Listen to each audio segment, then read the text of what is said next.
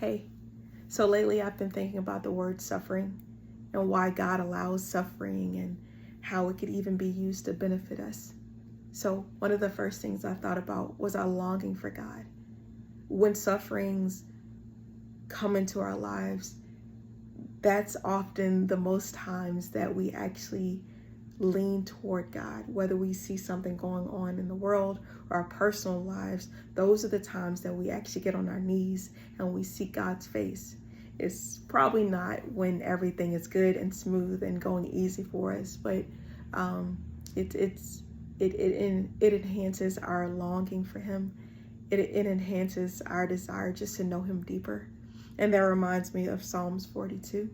And the first verse says, "As a deer pants for streams of water, so my soul pants for you, my God." The next thing is character. Suffering produces character, and that reminds me of Romans 5:3-4. And it says, "We also glory in our sufferings because we know that suffering produces perseverance, perseverance, character, and character, hope." And there's so many people in the Bible that displayed this, how suffering produced character in their lives, like David. David was anointed to be king far before it actually happened. So, he was running from enemies, hiding in caves, all types of things. But in those moments of severe suffering, that's when he wrote a lot of Psalms. That's when he cried out to God and was reminded of God's promises over and over again. It also reminds me of Joseph. Joseph saw some of his life, the end of his life in the beginning. So God showed him how he was going to rule and reign over different people and different things like that. But it took years for that to actually happen, and it developed his character and his trust in God. Even through the sufferings, God still allowed that to work out for his glory, for God's glory and Joseph's good. It also reminds me of Jonah. Jonah completely ran from God and disobeyed God, which we often do.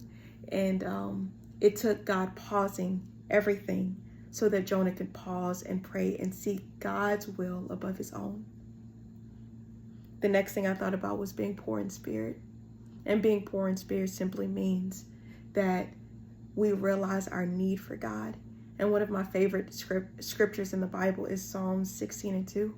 And it says, "I say to the Lord, you are my Lord, and apart from you, I have no good thing."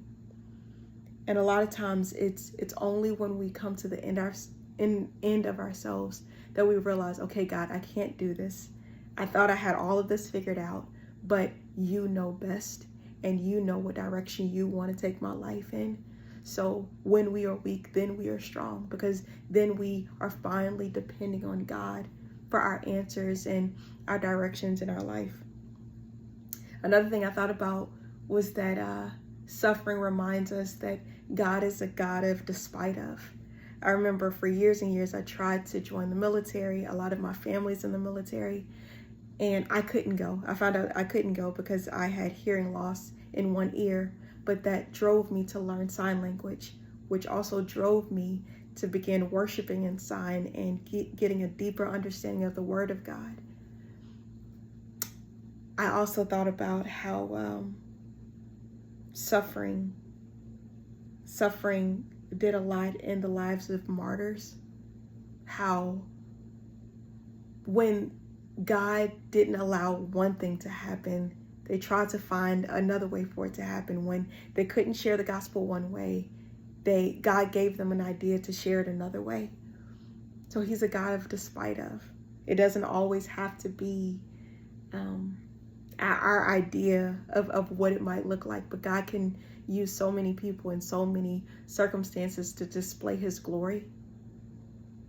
So when we finish pouting, when we finish crying, when we finish kicking, and there's time for that, but when we finish all of those things and we finally pause, we can start seeing how God can use suffering for our good.